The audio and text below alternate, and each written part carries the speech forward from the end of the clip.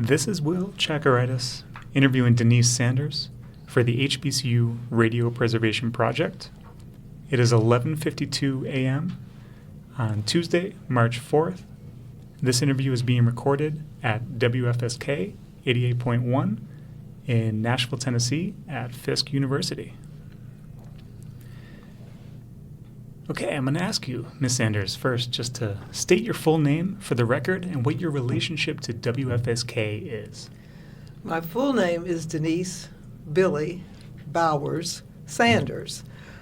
I was a student at Fisk University, and at that time I was Denise Bowers. Bowers is my maiden name. Later I married and became Sanders and started using my middle name, Billy.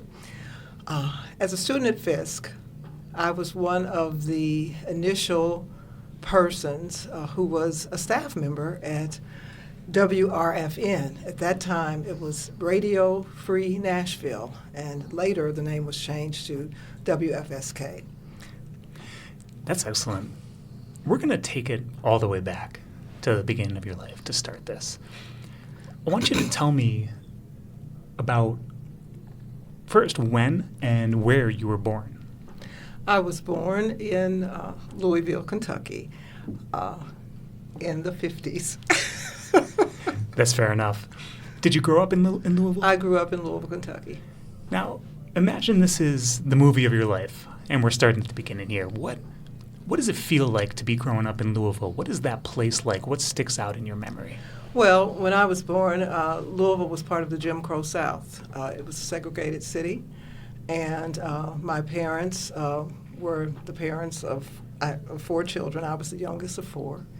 And my mother was a librarian. She was initially a stay-at-home mom. And my father was an accountant. And I went to public schools in Louisville. They were segregated until I went to high school. We had to deal with a lot of things. I mean, my sister, who was the oldest, was involved in the civil rights movement downtown. She was picketing and so forth. And I can, remember that there were, certain places that we couldn't go. My parents always told us we were as good as anybody, and we could be whoever we wanted to be. So they always encouraged us to pursue education. It was never a question that I was going to college. I always knew I was going to college. My parents, as I said, were college educated. Are they from Louisville? No. My mother was from Louisville. My father was from New Jersey, and he was in the military, stationed at Fort Knox, and that's when he met my mother. I've always, my family's always been, a proud person. We traveled, usually by car to visit relatives and so forth. But even that, I didn't realize, but my sister told me, my dad used to consult the Green Book whenever we'd go on a trip. And he always, my father always wore a tie, a jacket and a tie, a suit and tie when he left the house. And that was sort of his way to, his defense against being stopped and interrogated by police, and to gain respect. And even when we traveled on trips, road trips, he would have a tie on. See, he might have on a collared, casual shirt, but he would have a tie on the passenger seat. So if a policeman stopped him, he would get that tie and put it on. And where would you travel to? Well, we would travel to, one of my favorite trips, we traveled to Denver, Colorado. My father had a brother who lived in Denver. We'd go to St. Louis. We would go to Pittsburgh, where my father had relatives. We'd go to Cincinnati to the baseball game. We would, we traveled different places. And what were your parents' names? My mother was Margaret Louise Hampton Bowers, and my father was Joseph Primus Bowers. Now, growing up in Louisville, Where did you attend school in, and what were some of your favorite subjects? Well, I attended Perry Elementary School, and it was right around the corner from where I lived. It was actually named after a person who was a family friend, and actually the school that the person was named after was my mother's godfather. I went there, and my mother was president of the PTA. I then went to Russell Junior High School, also named after a prominent Louisvillian. And then I went to Central High School, which was the predominantly black high school. By the time I went to high school, the schools were beginning to integrate. A lot of people went to other schools, but I went to Central. And what were some of your favorite subjects? Well, English was one of my favorite subjects. I decided in junior high school that I was going to be the valedictorian of my class in high school, and I was. And I liked to write, I liked to read, and I liked journalism. In fact, I was a person who always asked why. As a little kid, I would say, well, why? And then after I got an answer, I'd say, why again? And I was always saying, why? And I figured if I was in journalism, I could learn the answer to why, because a journalist would ask who, what, when, where, and why. And I also was interested in law because my mother used to always say I'd be arguing at the dinner table and trying to make my case, and she'd say, oh, Billy's going to be a lawyer. And so I also felt law could give you the answer to why, because usually there's a legal reason why you have to do things a certain way. So those were kind of my competing interests growing up. And so I was in high school, and even in junior high, I was involved in the school newspaper. In high school, I was involved in the school newspaper. And even when I got to college, I was involved in the school newspaper. That's great. And what was the dynamic like with your siblings? Were they all inquisitive like yourself, or did they share other interests, and how did you balance each other? Oh, they shared other interests. I was the youngest of the four.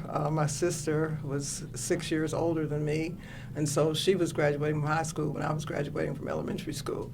So, now we're really good friends, but then it was a big part, a big difference, and I'd be looking at her getting dressed up to go to prom and all sorts of things, and I was just a little kid. And then my sister, we're all 2 years apart, so my sister, who is just 2 years older than me, really was my first real teacher, because I didn't go to kindergarten because, well, they didn't really have public kindergarten, but I went to a kindergarten one day and I didn't like it. So, my mother was a stay-at-home mom then, so she just taught me at home. But my sister, Jamar, is the one who taught me. She'd go to school and she'd come home and teach me everything she learned in school. So she was my private tutor. And then I had a brother who was 4 years older than I was. And we used to all play outside. That's what kids did. We played outside. We, rode bikes outside. We played with the kids in the neighborhood, and we just had a good time.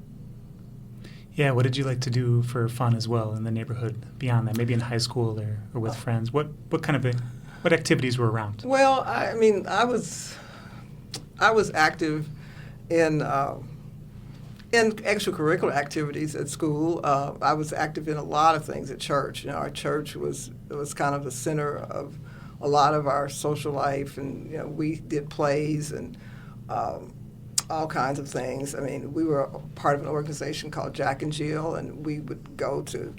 Our mothers would provide us opportunities that we couldn't necessarily go to because they were segregated. Like we would rent out a movie theater and go when it was just us, not just, because we couldn't go when white people were there.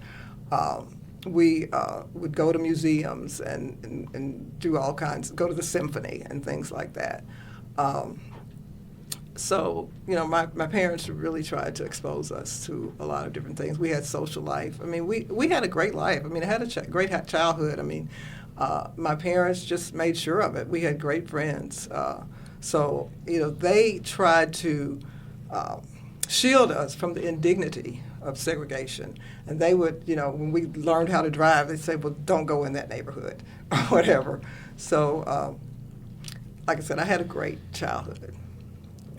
Given that the realities of segregation in Louisville, were there any incidents that did happen or anything that sticks out from that time that you recall where race was front and center? Well, yes, and like I said, my parents used to try to shield us from it. I remember, going to one neighborhood and these little kids, started shouting the N-word when we were driving down the street. I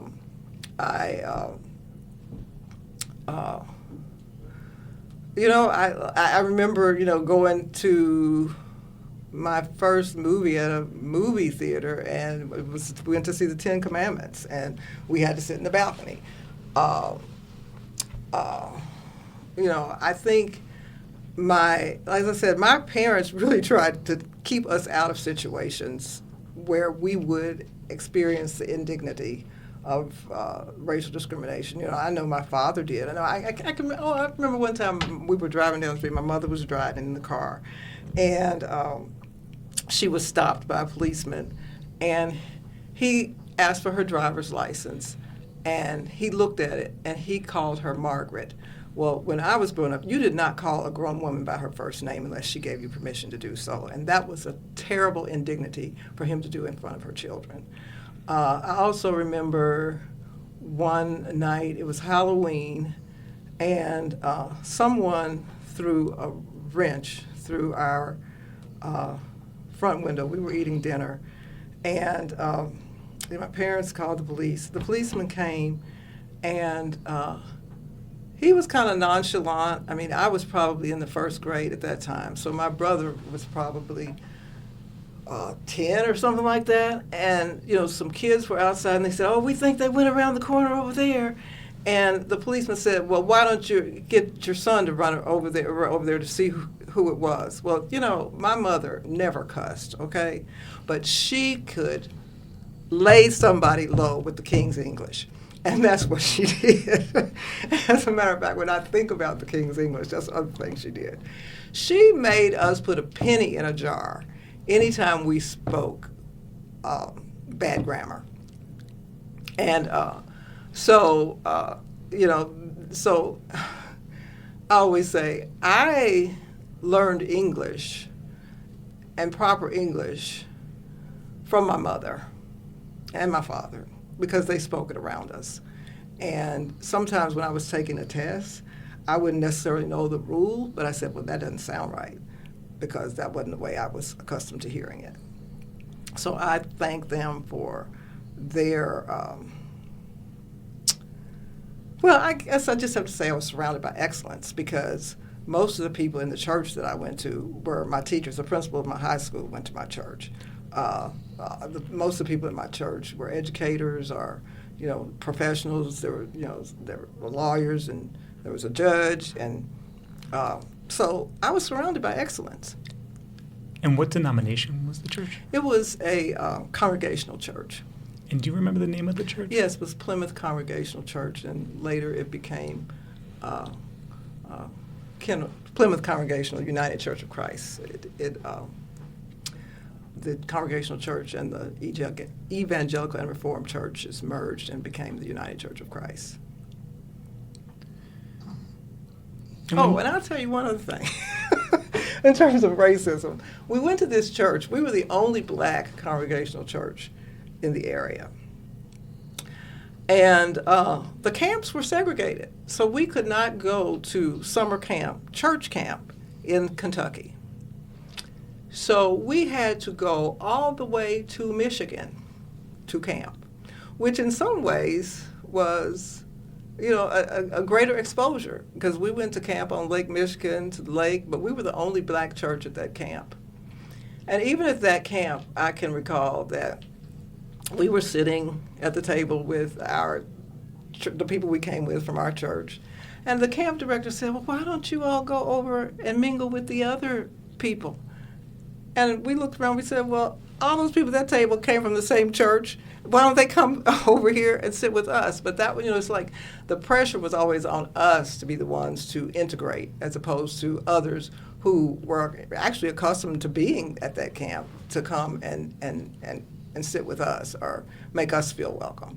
So later I remember my sister saying she visited the camp. She didn't go as a camper, but she visited the camp that we were prohibited from going to in Kentucky. And she said, oh, it was far, it was far inferior to the camp that we went to in Michigan. Do you remember where that camp was or the name of that camp? Yeah, it was Camp Pilgrim Haven in, it was near South Bend, Michigan. We rode the bus up there and got off at South Bend, and the camp director came and picked us up. And it was an integrated camp? We integrated it, but we were the only black church there. Got it. They allowed us to come, whereas the other ones in Kentucky prohibited us from coming. Now, growing up in the home, was the radio on ever? Or was music a part of your lives? Oh, yes. Music was a part of our lives. The radio was on. Yeah. What did you hear? Well, I heard music, heard news. I would say those were the main things. Does the news and public affairs stick out more than the music? Not necessarily.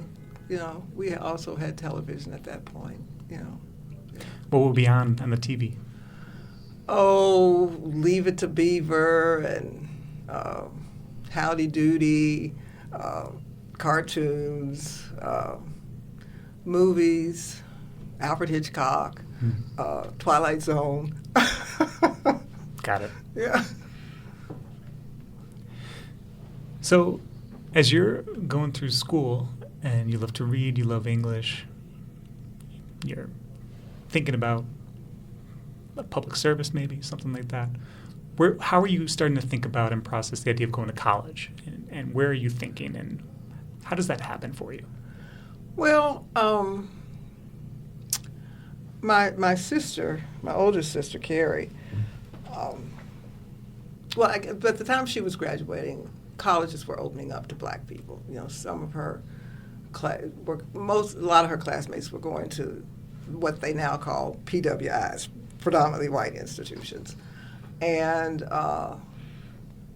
people came to our high school to recruit because it was a predominantly black high school, and she went to a school called Baldwin Wallace College, which was in Berea, Ohio.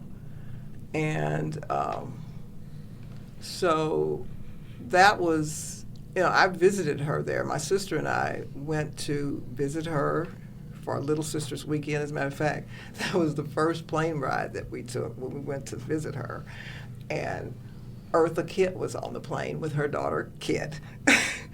And someone, I think from Paul Revere and the Raiders, was on the plane when we were coming back. I said, so when you fly, you see celebrities. So it was really, kind of exciting, my sister and I. And so we went and visited her for Little Sisters Weekend. Then we went back to visit her again. Well, I guess we went when she dropped her off, too. And we went for homecoming. When she was, I guess she was a senior by then, and she was the first black homecoming queen at Baldwin Wallace College. So we went to the festivities for the homecoming. And what did you make of that scene when you saw it? Oh, it was great, and I think that was the first time I think I wore a semi-formal dress, and I remember my dad saying, he said, Billy, you look really nice, man. You used to go. And we went to the homecoming festivities and the homecoming dance. But the thing that I recall that made the difference between, being at a PWI and an HBCU was that after the homecoming festivities for the university, all the black people went to Cleveland. It was just outside Cleveland and had another party. and I enjoyed that party more. But we were really proud of Carrie and everything. She was an excellent student as well. And so then my sister, Jamar, and my brother, Joe, went to Johnson C. Smith, which is where my father went to college, and that's an HBCU in Charlotte, North Carolina. And I went to visit them at homecoming. And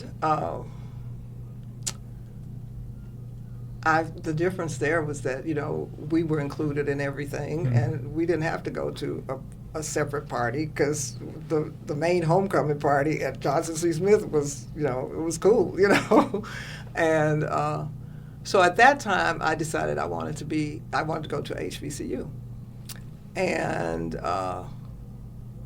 at that time, I guess I was sort of a homebody, and I didn't want to go too far away from home.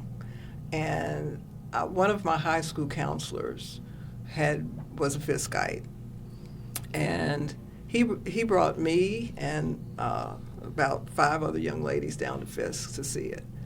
And I had known people who had gone to Fisk, because some of my church members had gone to Fisk, and other people that were my parents' friends had gone to Fisk. And I knew it was a prominent institution. And when I got here and I saw the buildings, I said, "This is Fisk." I just expected it to be more majestic. And I spent the weekend here, and by the time that I spent the weekend here and I met people, I interacted with students, and I said, "Oh, Fisk is not the buildings, Fisk is the people." And I said, "This is where I want to go." And so I ended up coming to Fisk. That's great. I did want to ask, before you went off to college, did you work any jobs as a high school student? Yes. My very first job was in a public library. Tell me about that. My mother was a librarian, and she helped me get a job when I was 14, and in somebody else's library, not in hers. And I was a page, and basically what a page does is check out books and shelf books, and so you have to know the Dewey Decimal System, and and then when you're not busy, it's okay to read, So I loved working in the library. Who were some of your favorite writers, authors? Oh gosh, that's a hard question. I would say Langston Hughes is one. I love one of his poems that I had my daughter recite when she was at a kindergarten graduation. And I guess I don't like to, I really hate to give favorites, because I have so many, and I guess I would need to answer that question after thinking about it, because I have a lot of favorites. That's fair. Maybe we'll come back to it as we're talking about college. Okay, so, and what year do you go off to Fisk? In 1970, I go off to Fisk. And what do you see when you get here? Well, actually, 3 friends come with me, and we had kind of decided to, be roommates, and between the 2 of us. But then we got here, we were going to Crosswaith Hall, and I remember Miss Cole said, "Well, 2 people got here before the other 2, and they said, 'Well, we've decided we're going to be roommates, blah blah blah.'" And Ms. Cole said, "Oh, well, you can't save a room for anybody. We just have to put you in the rooms as you come." And so we had decided that, of course, no cell phones in. You couldn't call somebody and say, you need to get here. And so 2 of my friends, Rosa Gale Walker was was the person I was supposed to be the roommate with. And Janice Smith, who was also a friend of mine, was going to be a friend with our other friend, Lenore Ballard. But the 3 of us got here in time before the dorm got full. So we had a room that we could switch. But our 4th person, Lenore, got here after the dorm was full, so she got put in Scribner Hall. So Scribner was kind of old and beat out, Crosswaith was newer, and nobody wanted to switch with Lenore. So she ended up staying in Scribner, and we ended up being in Crosswaith. And because Janice and Gail had gotten there first, they decided to stay roommates. So then I ended up with a roommate from Kansas City, Missouri. And when it comes to academics and what you're thinking about majoring in, describe that process to me. Well, I decided in the beginning I would just go through you do kind of 2 years of basic stuff, and you don't have to declare a major till you're a junior. So I was, just kind of exploring, and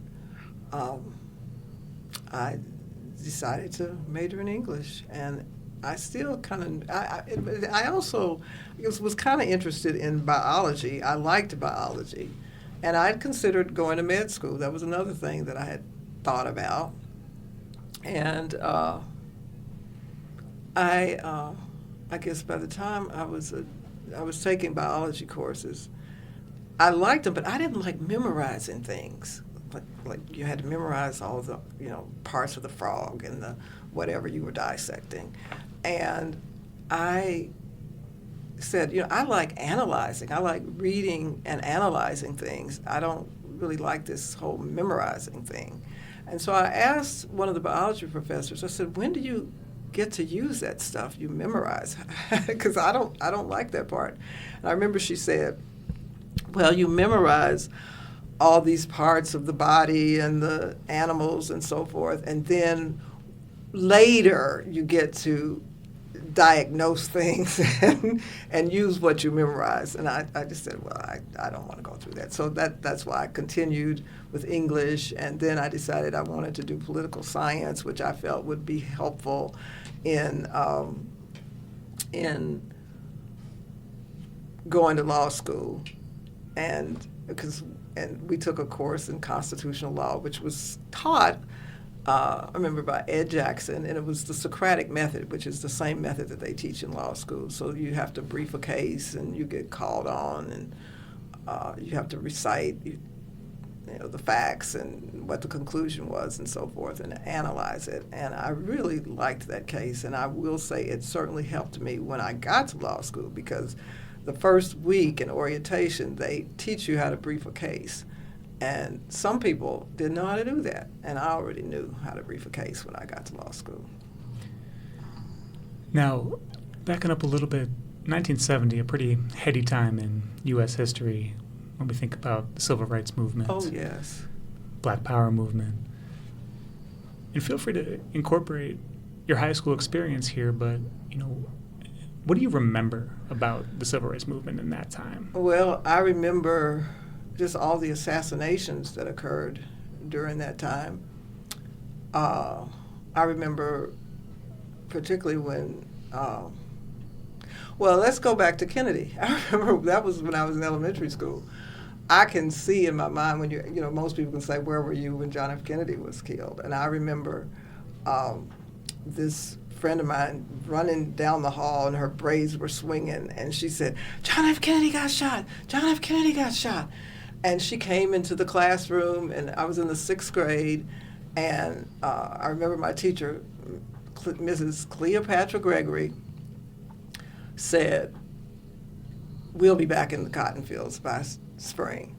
Because, Johnson was chosen for that ticket because he was to carry the South.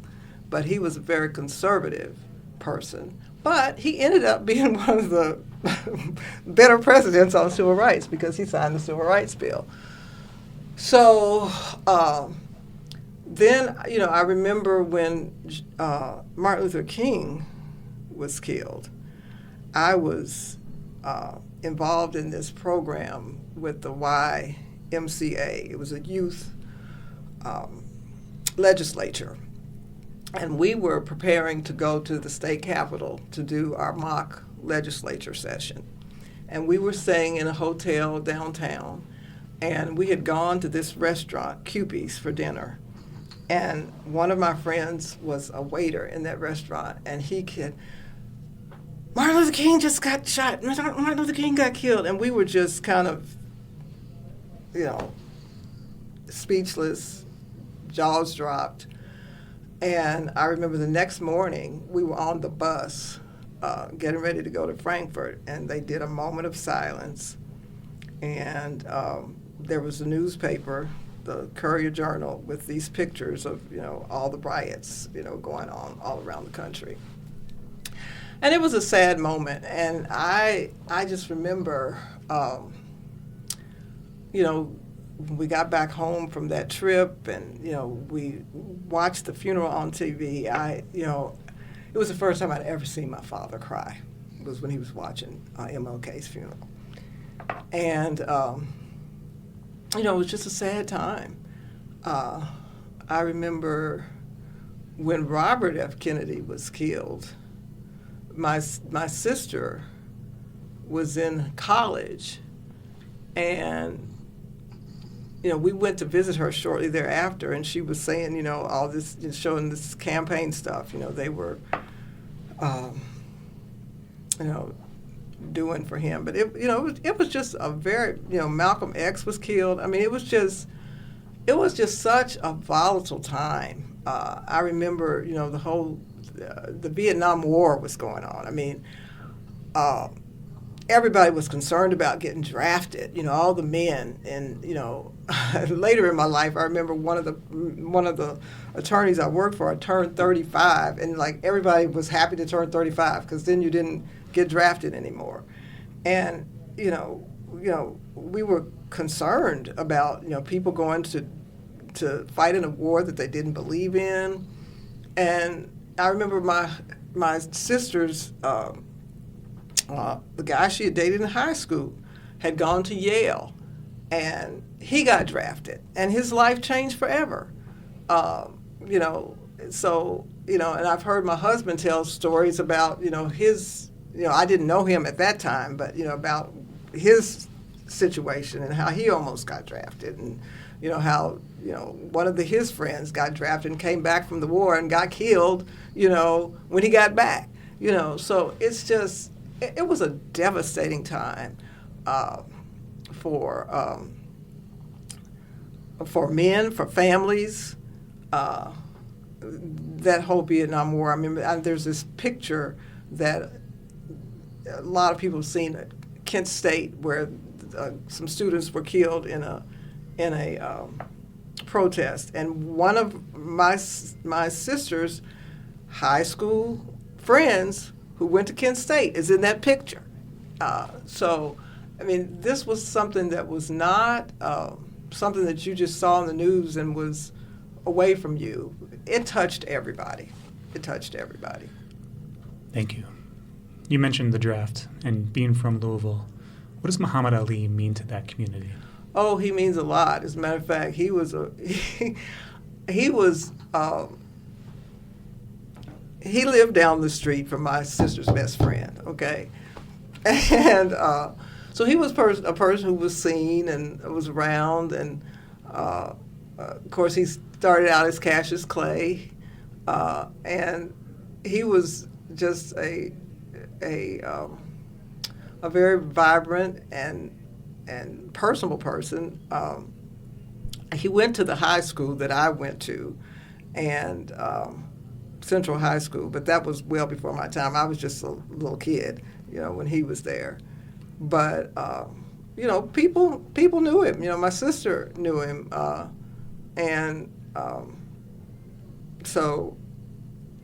In fact, he's one of the outstanding alumni of Central High School, and they have this wall with a plaque of people who are outstanding alumni. And later, I was inducted in the outstanding alumni of Central High School, and so I'm proud to say my little plaque is up there with Muhammad Ali's. But now there's a Muhammad Ali Center there in Louisville, and I used to teach the teen Bible class at my church, and when Muhammad Ali died, I asked them, do you know who Muhammad Ali is, and other than an athlete? And they really didn't know about him. And I said he was a big civil rights leader because he gave up his heavyweight title because he didn't want to go to Vietnam, and he said, why am I going to go to Vietnam and fight some Viet Cong when I'm trying to fight for my rights here. And so I really respect, what he did in terms of standing up for his rights and our rights.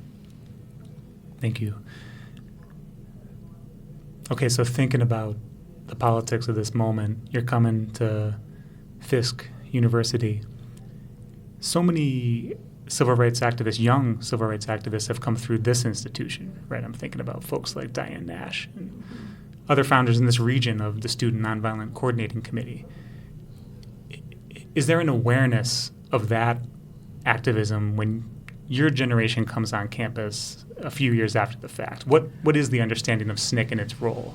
Oh, well, I mean, we came here, I think there was a kind of an insurrection just before we got here. Can you tell me about that? Yeah, well, I don't know all the details, but I know Burris Hall, no, it wasn't Burris. It was Old Livingston Dormitory was burned down, because it was here when I came to visit when I was in high school, and when I got here as a student, it was gone. And I know that, there had been a lot of, protests here. I met Diane Nash after the fact, and, later on after I graduated from Fisk, and I met James Lawson because he was my father's pastor growing up in Memphis. Okay? Really? In fact, when I went to visit my husband's family in Memphis, we always call it the viewing of the body. That's one of the people I had to meet was James Lawson, to get the seal of approval. So I came to know and meet these people. I later, met John Lewis, but this was not while I was a student at Fisk. And so I knew that, Fisk was a place where a lot of civil rights activism happened. When I was a student here, there was always somebody coming here to speak that was renowned. And there were so many speakers coming. Sometimes you said, oh, so-and-so's coming tonight, I got to study, But we had, oh gosh, I could probably give a list, but. Did you involve yourself in any organizations on campus? Oh yeah, I was involved in organizations. I was one of the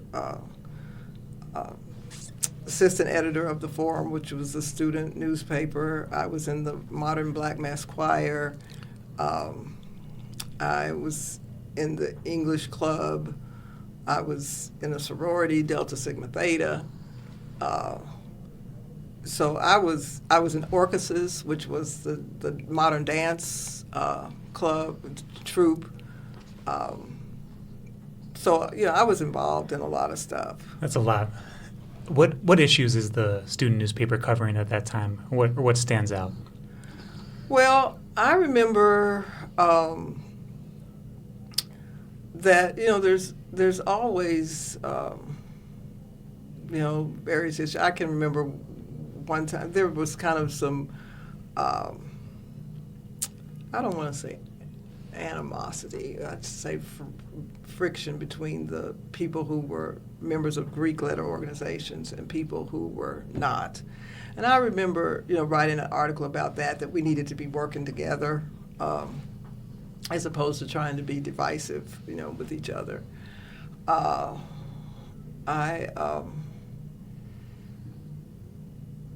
have to go back. It's been 50 years to think about some of the things that were going on. But like I said, we had a lot of good speakers. I remember Alex Haley came when I was here, Jesse Jackson, and I'm trying to think of some of the authors that came.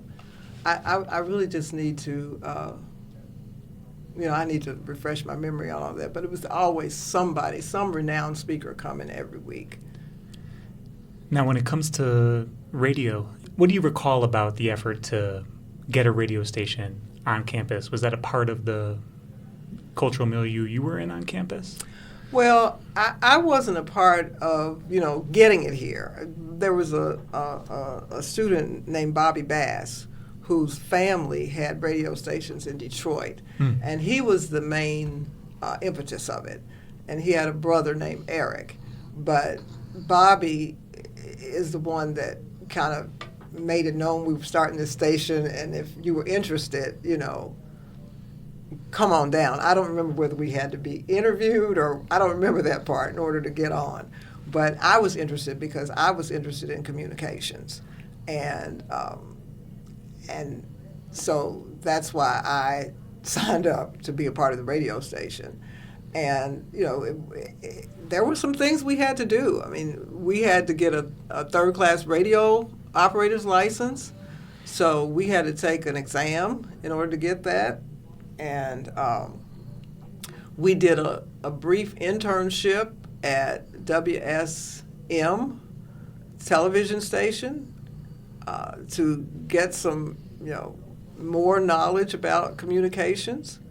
And so, you had to pass that test and get that license in order to work at the station. And it was called Radio Free Nashville, WRNV, is that correct? WRFN. WRFN. Right. Excuse me.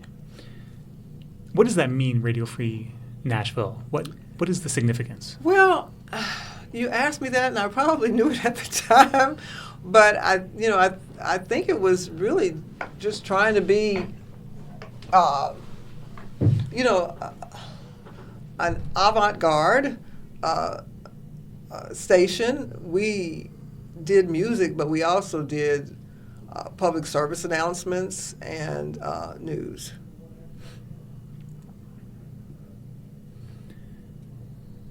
And do you recall a petition effort to get the station on air? I don't recall that. Okay.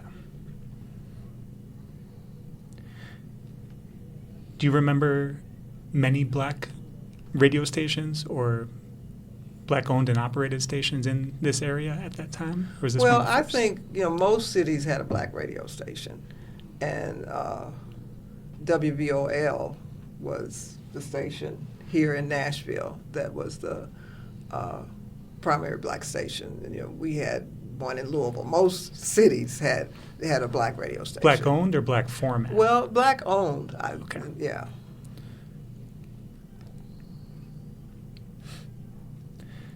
So after you go through that work to kind of get processed and licensed to go on the air, what do you remember about that first time that you actually, your voice was on radio?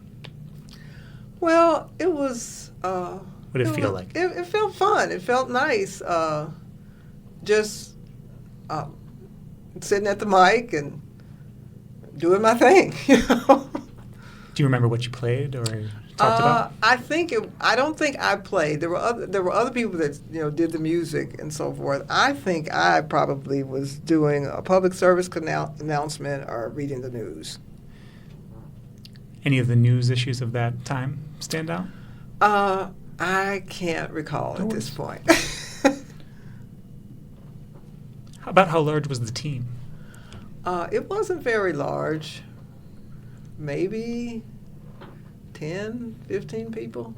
And what building would it operate on? We were in a building on 17th Avenue North. It was a little house. And it was just a little house. A lot of the buildings on Fisk were houses that had been turned into business operations, but it was a little house, a little red house. And I imagine the signal kind of just covered locally. Yeah, Nashville. initially locally, and I remember over the years, probably after I left, the signal got larger and larger over time. When the station did play music, what kind of music did it play? It played rhythm and blues and jazz, I recall. And, mellow kind of music. I think, there was like a, in the evening on the weekends or something, there's like, kind of smooth, mellow music.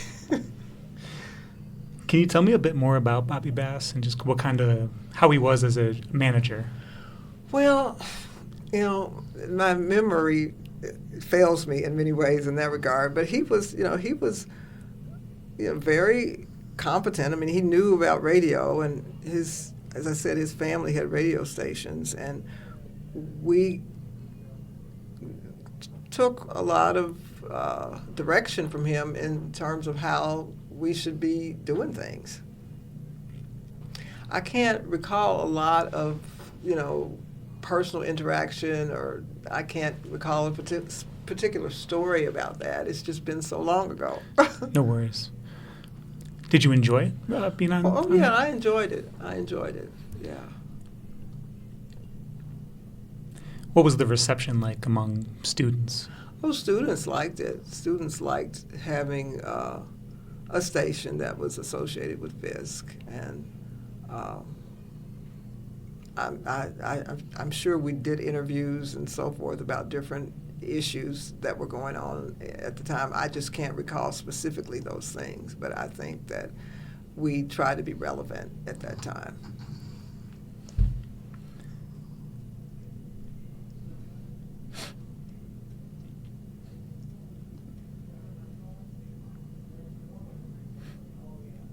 Okay, so the HBCU campus more broadly, what was homecoming like? What stands out in your memories of homecoming as a student at Fisk? Well, homecoming was a fun time.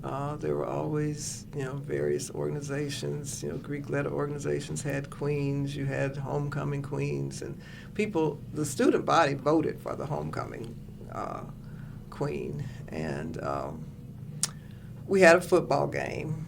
At that time, Fisk had a football team. And everybody would go to the game. We have a parade during the day. We would have the game. I remember the Sewell brothers. They were the big cheerleaders. They were just fun to watch, and they were always cheering the team on, and just had all kinds of antics. And they'd be at the football games, and then we would always have a concert that night. Usually some famous person. I remember Curtis Mayfield came. One time we had really famous people that would come for homecoming concerts. So that was a big deal. And most of the time, sometimes those concerts might have been on campus, but they might have been downtown at the Municipal Auditorium. So it was a fun time. Alumni would come back for homecoming, and it was a really fun time. And the Greek-led organizations would be doing different things during homecoming, so it would be just a fun time. What was the relationship like between the campus and the city, Fisk and Nashville? Is there any? Well, at that time, I will say, I did not have a car, so my life was mostly spent on Fisk campus, and I didn't know a whole lot about what was going on in the city of Nashville. I had a friend who had a car, and sometimes I would use his car to go somewhere, I'm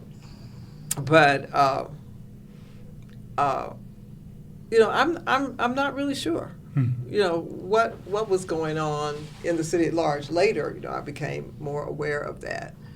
But, when we would have events, people from the city would come to the events, particularly the reunion. We'd have a Jubilee Singer concert. People from the city would come. And, of course, we had these big-name speakers, people from the city and from other institutions around the city would come. Can you tell me about the Jubilee Singers? What should people know about that tradition? Well, the Fisk Jubilee Singers have a really lauded history here at Fisk.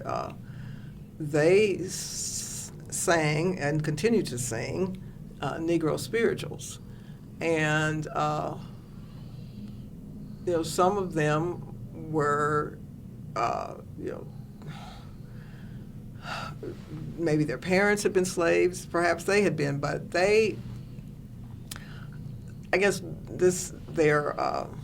guy who became their director, his name was, I think, George White, his last name was White, I believe, and he heard them singing and thought they should sing these songs. And some of them didn't want to sing them because they said, oh, well, these are slave songs. And so they started singing, and everybody thought the songs were beautiful. And then they went out at one point to do concerts to raise money for the university. And the university didn't necessarily support them in that. And they went in they had a really hard time. They suffered racial discrimination. It's hard for them to find housing when they were touring. And they ultimately ended up touring in Europe. And they sang before the Queen. And she said, "You sing so beautifully. You must come from the city of music." And that's really how Nashville got its name as Music City, USA. Now, for years, the city did not acknowledge that, but now they do acknowledge that that's how Nashville became Music City. And they raised money to build a Jubilee Hall. Some of those students never graduated because they were out touring and so forth. And I think they all got their degrees posthumously, the ones that didn't. But they really made a sacrifice. And now we celebrate the Jubilee Singers every year with Jubilee Day and honor the sacrifice they made and the contribution they made to the sustaining of Fisk University. Thank you for sharing that. Pivoting back just to radio here and your time at the station, how many years did you end up working as a student at the station? Was it your full student career? No. As a matter of fact, I don't think it existed my freshman year. I think it was probably my sophomore year that that the station started. And so I probably worked at the station 2 years, because I know my last semester I didn't work there. And when you're on air, how are you thinking about the people listening to you as you're speaking on air? Is there any thought process that goes into creating a listenership or thinking about the listener's identity? Is there anything that stands out? I guess in the only sense that I thought of the identity was maybe whether what I was saying was relevant to whoever I was speaking to. And at that time, it was primarily students, and I think we did have some listenership that was part of the community. So I think it was just a matter of relevance, whether the story was relevant, or whatever I was saying was relevant. But I was more concerned about saying what I was saying correctly in my diction or whatever than the audience in that sense. How would you describe your on-air personality? Oh, I didn't really consider myself like a personality, like some DJ who had a handle or something like that, because I didn't really have a handle. I was just doing probably straight news or straight public services announcement for public service announcements. Now, you mentioned that you eventually go off to law school, so I'm wondering if there anything about your time reading the news on air at the radio station that shaped your decision to enter the law or how you do law. Well, I don't think I could relate anything particular to the station. I will say that when I was deciding on a career, I was looking at communications or law. And then I got to the point where I said, well, maybe I want to do communications law. But all of my,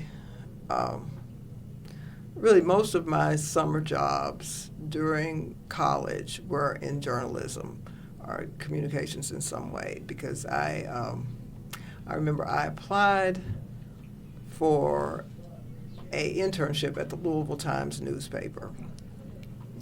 And no, I applied at the Courier Journal. There were two newspapers in Louisville. There was a morning paper, the Courier Journal, which was a nationally recognized, renowned paper, and the Louisville Times was the afternoon paper.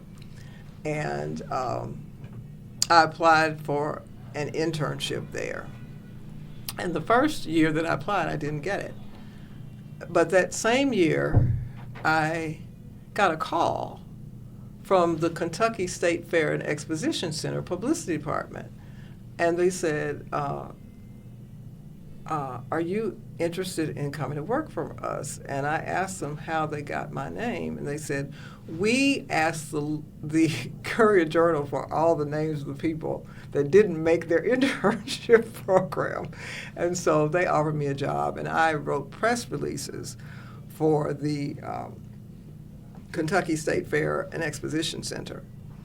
And and that ended up being an interesting job. And they always have a big name celebrity do a performance, and the Temptations were the group that came to the State Fair that year. And then after that, the next year, I actually got the internship at the Louisville Times. So that next summer, I worked at the Louisville Times, and that was a great experience because we did different beats, and I had several byline stories. I have a clip book with all the byline stories that I wrote for the Louisville Times. So that was a great experience because we went to different departments and so forth. And it's really interesting when we talk about that, talking about racism in Louisville. I remember the first day on the job, they said I needed to go cover the city council in this little suburban town called Okolona. And I told my dad, I've got to go to Okolona to cover this story. First day on the job. He said, Billy, you're not going out to Okolona by yourself. I said, Daddy, this is my job. I can go out there. And he said, well, I'm going out there with you.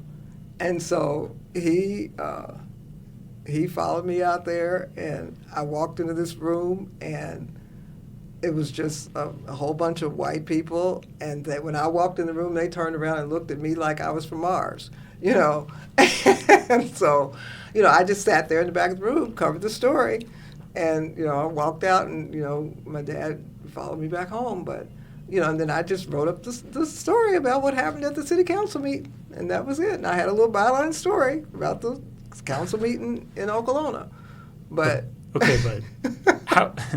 So I want to know about a few feelings, right? How did it feel in that room when you walked in? How did it feel when you walked out with your dad? And how did it feel during your first byline? Like, take me through that emotionally a little bit. Well, I guess if you're a black person, if you can't be in situations where you're uncomfortable, you'll never do anything. So, I was accustomed to that. So, I walked in there, and so I just sat down and got my little notepad out and started taking notes, and they could look at me if they wanted to, but I was getting my story.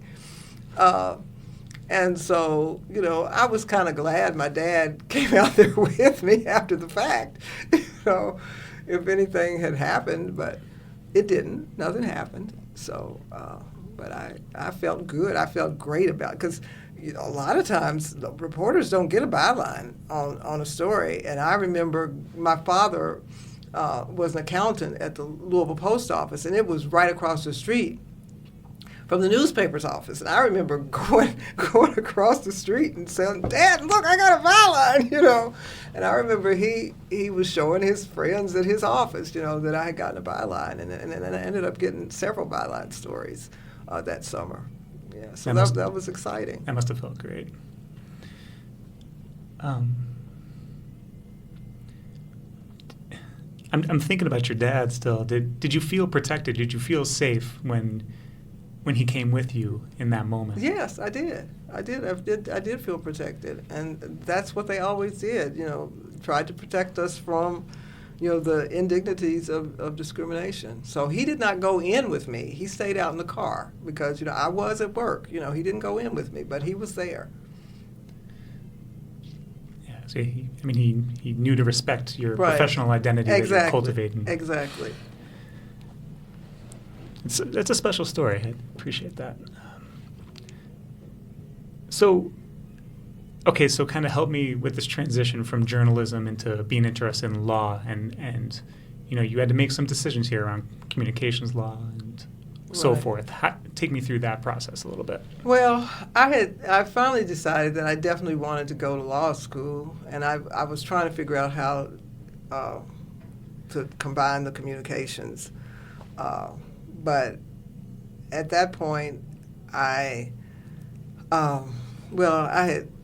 had gotten a scholarship at the University of Michigan, and I was going to Michigan. But then my husband, he wasn't my husband then, I was dating him, and he wanted me to stay here in Nashville, so I applied to Vanderbilt. So I ended up going to Vanderbilt. But that summer, between college and law school, I applied for a job with another communications organization, and it's Amusement Business Magazine. And they are a subsidiary of Billboard Publications. They are right here in Nashville. And they covered carnivals and state fairs and things like that. And I remember when I applied for that job, they said, we've never hired a black person. And they said the people in this industry, that you'll be covering, these fairs, circuses, all this, they're kind of clannish. And no pun intended, but that's the term they used.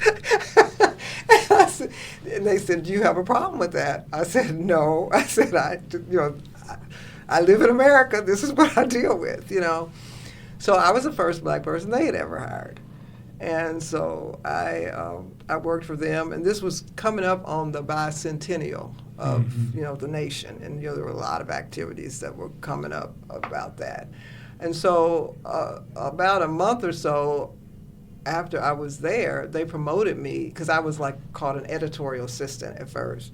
They promoted me to the bicentennial editor, and that I would be covering all these events for the bicentennial. Well, they didn't know that I was getting ready to go to law school, and so when I told them, they said congratulations, but so I moved on. So I didn't really fulfill that whole role of being the bicentennial editor. But then I went on to law school, and at Vanderbilt they really didn't have a communications law. Well, they didn't even have a class when I first got there, but by the time I was a second-year student, they had a class, and it was the first year that it was taught. And sometimes when a professor teaches a class for the first time, it's not the best, but it was a small symposium. Most of the classes in law school are 75 people in the room or whatever, but this one was about 9 people at the most. And Al Gore was one of the people in that class. And he had lived in Washington as a young man or whatever. He'd also been a reporter at the Tennessean.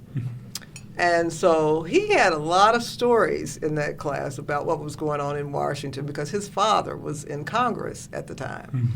So I feel like he gave more insight, I felt, than the professor in that particular time. So that was an interesting situation.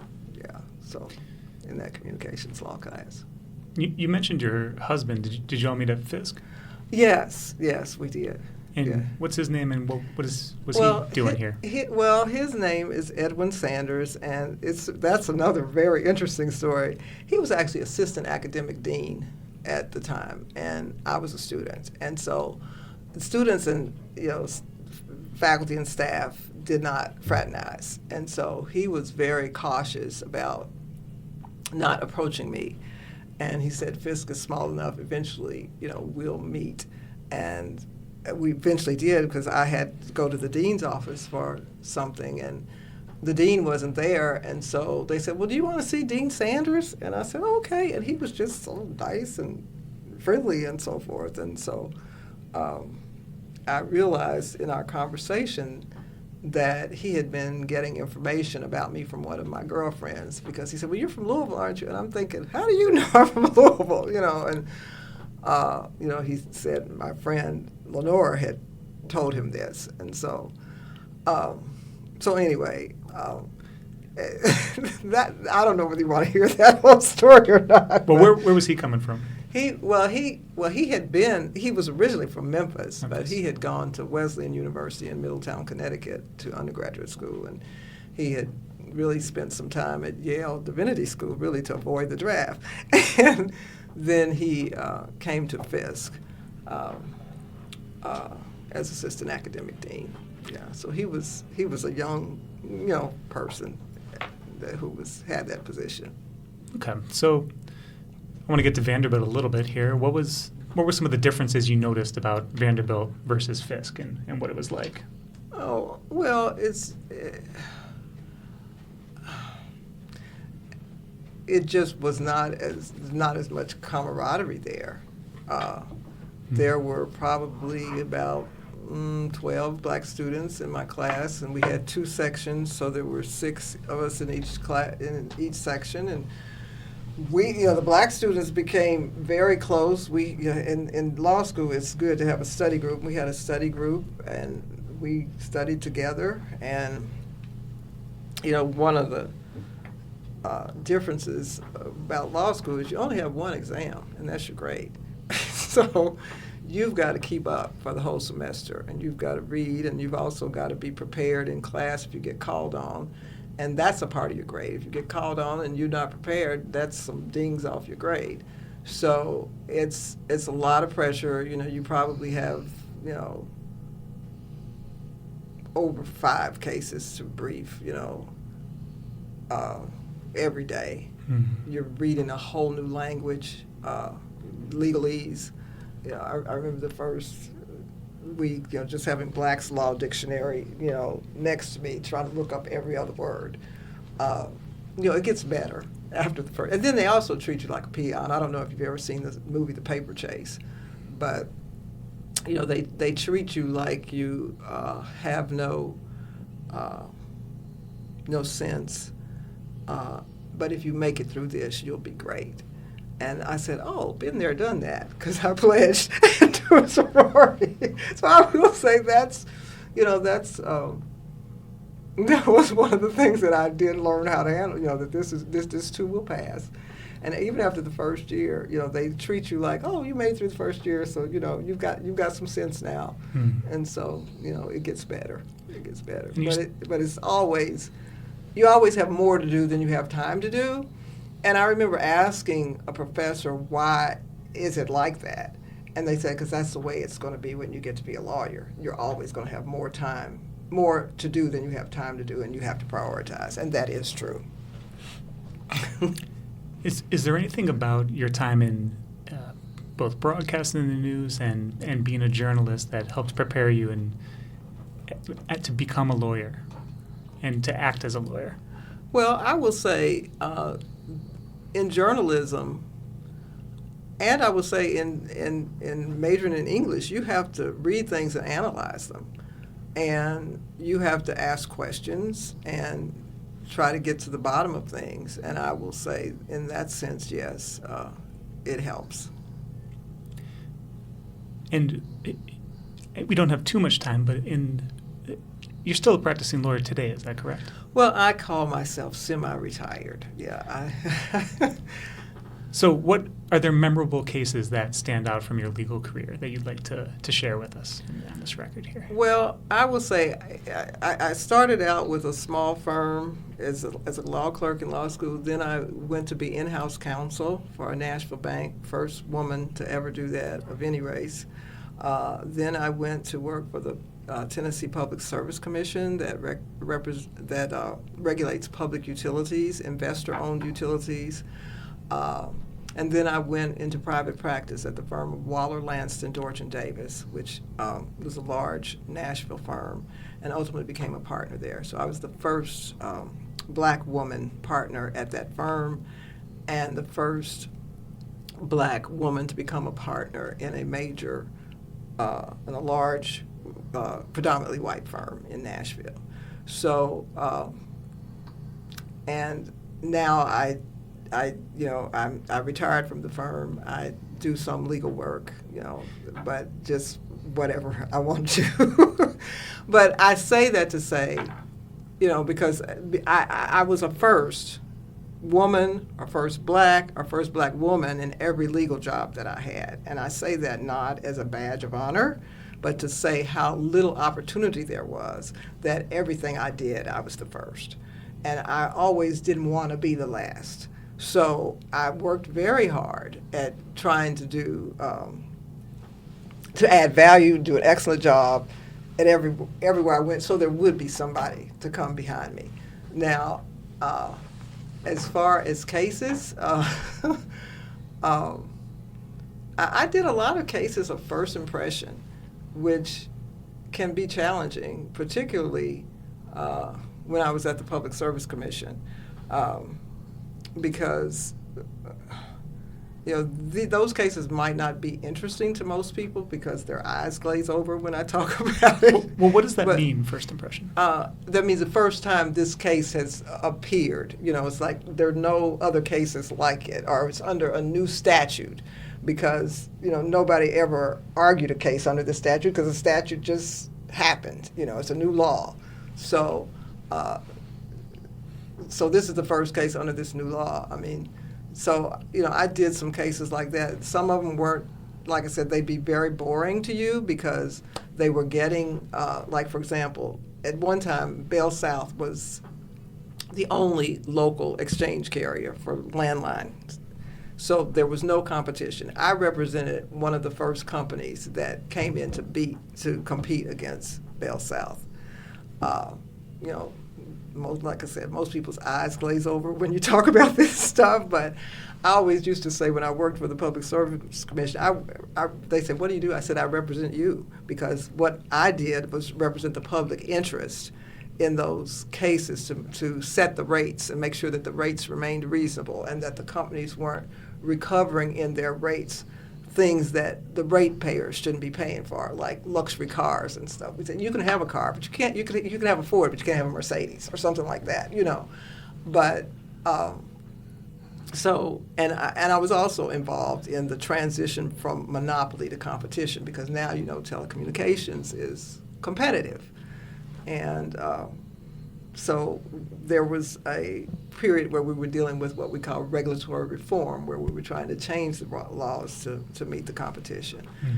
So I did that, and when I was at the firm, I did corporate transactional work, and mergers and acquisitions and things like that. I also then started representing utilities before the commission that I used to work for. And I said a lot of the cases that I worked on, wouldn't be sexy, didn't get people excited, but they were important cases. So, it's yeah. And some of it was not litigation. Some of it was just negotiating. And what are you proudest of achieving in your career, legal or as a student, anything in your life? Oh, that's a hard one. Many firsts that you've named. And well, it's hard for me to say. I think I'm proud of the whole package. I'm proud that I've mentored a lot of people. People have mentored me that I'm grateful. Can you say a little bit about who's mentored you and what they meant to you? Yeah. Well, my first job that I had was at Woods & Woods. And again, I saw a slip on the bulletin board. I said, I'm applying for this job. Well, I went to the firm, and they asked me all kinds of questions that are against Title VII, asked me what I thought about busing, asked me about my husband, asked me what political party I belonged to, but I wanted the job, so I answered the questions. But the two partners in that firm, Frank Woods and Larry Woods, became mentors to me. It was Frank who hired me to be the in-house counsel at the bank. He later bought an interest in that bank, and I was applying all these other places that I thought I could get a job, and he said, well, Billy, would you like to come and be in-house counsel for the bank? He said, I'm tired of calling the firm and everybody's in court and nobody can answer my questions. And so I did that, and that was, a wonderful opportunity to have that position. And later, so, I appreciate, the mentorship that I got, and sponsorship, because there's a difference between sponsorship and mentorship, because somebody can mentor you and, advise you on things you could do, but a sponsor is someone who actually helps you get there, and so I feel like, Frank was a sponsor. Then I later went, I had a child, and then later went to work for the Public Service Commission part-time, and I did some things as a mother, as a working mother, that are highly unusual too, because when I was at the bank, the standard for maternity leave was 6 weeks, and I asked for 3 months, and some people say, well, that was pretty bold. I said, well, the worst thing they could say is no, and so they said yes. And so then when I went to work for the Public Service Commission, I guess I had left the bank, and I was at home with my daughter, and this guy called me, the general counsel called me. He was actually a friend of one of the people I had worked with at the bank, and said, well, I understand, you're not working right now. Would you come and work for us while this attorney that's on maternity leave is on maternity leave? I said, well, what are you looking for? And they said, well, you can work 1 hour or you can work 40 hours a week. So I went and worked for 3 hours a week, 3 days a week, rather. And then when she came back, she said, well, Billy, I don't want to work full time. Would you consider sharing this job with me? So we put together a proposal that each of us would work 2.5 days. We'd be there together for an hour on Wednesdays. And so we would know about each other's cases. Nobody would have to say, oh, wait till Billy gets back, wait till the other person gets back. And we did that for about 2 years, and I had another baby during that time. And it was unprecedented. State government didn't do things. They were generally very inflexible. So I was proud of the fact that we were able to do that and accomplish that as a woman and a mother. And it also helped the men, because then they allowed men to have flex time. Instead of coming in at 8, they could come in at 7 and leave earlier, or vice versa, or whatever. So that was pretty revolutionary. And then when I left the commission, I went to the firm, and again, the first black woman, and one of my mentors there was Waverly Crenshaw. He's now a federal judge, and he was a partner at the firm then, and he was very helpful in helping me to understand the finances of the firm, who I needed to be working with, what was important to the attorneys in the firm, and so that was very helpful. So, and another, I guess, Bill Leach, he was a former attorney general. He was also a mentor at the firm, but he died before I became a partner, and so, but yeah. And as you're pursuing this active career, are you listening to WFSK locally here in Nashville? Yeah. What was your relationship to the station as a working lawyer? Well, I would just, listen to it. It's very soothing. And it kind of changes format, because it used to play, some rhythm and blues. Like they played mellow music, blah blah blah, and then now it's Jazzy 88, so it's more jazz. But yeah, I listen to it, and one of my really good friends, Melva Black. She has a handle on the station, Indigo Blue. I don't know if she's still working here, but anyway, she worked at the station, and so I would listen to her shows. And did you ever engage with the station as a lawyer, or call in, or be a guest on the station? Oh yeah, I think I was. I know I was a guest on Sharon K's show on WVOL, and I think I've been a guest on on WFSK as What well. does it feel like to be a guest, to be a community member supporting the station? Well, it's an honor. It's an honor. You know, and it's great to be part of the history of a station that is still here. You know, I'm just glad it's still here. Thinking about that history, you know, we're the HBCU Radio Preservation Project. In your words, why does it matter to preserve the history of HBCU radio? Well, I say anything that we have done and created as, you know, HBCUs or black people, I think needs to be preserved because so much of our history is lost. And it's beginning to be lost again because of the banning of books and so forth. So we've got to be proactive in preserving this history. I just learned a couple of years ago that the first woman of any race, lawyer in the state of Tennessee, was a black woman, but her history was lost. And now it has been found because there was another woman, well, the woman is Ludi Lytle, but there's another woman who was credited with being the first, a white woman, but she was not the first. Ludi Lytle was 10 years before she was. And now there's a plaque. I was on a committee to help make sure that her history is preserved. Now there's a plaque in one of the courthouses, the Birch Building downtown, you know, commemorating her.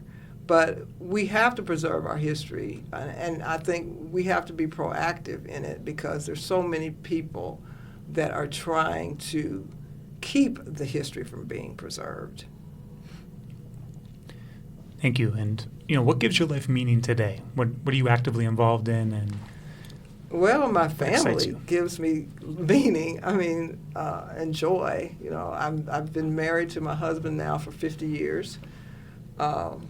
Edwin Sanders, the man I spoke of earlier. We just celebrated our 50th wedding anniversary in December. Congratulations. Thank you. And I have 3 children and 3 grandchildren, and they are all the joy of my life. And I do some practice of law to keep my mind flowing and so forth. I'm doing some probate work and some other real estate things, and I play tennis at least 3 days a week. Played this morning. And I line dance 3 days a week. So my job one now is to be healthy. And yeah. Well, there's so much we could get to in an interview of a person's life. But is there anything that you want to say for the record that we may have not touched on today? Well, I want to give a shout out to Sharon Kay because she's now been at this station I don't know how many years, but I know she has been in the communications business for years at WVOL, and she took a step of faith and came over to Fisk. Oh, 92Q. I'm sorry, 92Q, and she's come over to Fisk and preserved this station, and you know it now has a signal that really reaches the nation because now you can get it online and so forth. You don't have to even be in Nashville to listen to it. So I'm happy that that she's here and is dedicated because it takes some dedication to be the director of this station. I know that, and because Fisk and many other HBCUs don't have the resources of some of our other institutions. So those of us who are interested in them have to be faithful in supporting them. And I'm faithful in supporting Fisk, and I've actually served on the board of trustees at Fisk and been the chair of the National Alumni Association. So I'm a very big supporter of this university and this station, and I hope that it continues to flourish and continues to be a force in this community and the world.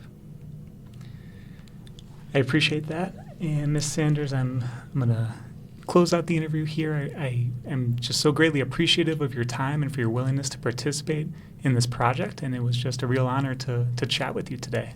Well, I appreciate this honor to me to have been interviewed in this way, and I appreciate the opportunity. Thank you.